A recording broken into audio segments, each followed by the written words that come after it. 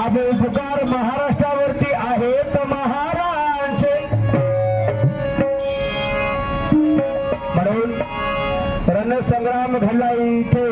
भोर विश्वाच्या ख्यातीचा, रणसंग्राम घडला भोर विश्वाच्या ख्यातीचा।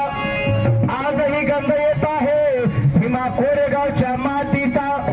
मानवंदनी दिली जयानं उभारून विजय स्तंभ पाटील, केला सन्मान इंग्रजांनी आज करा महा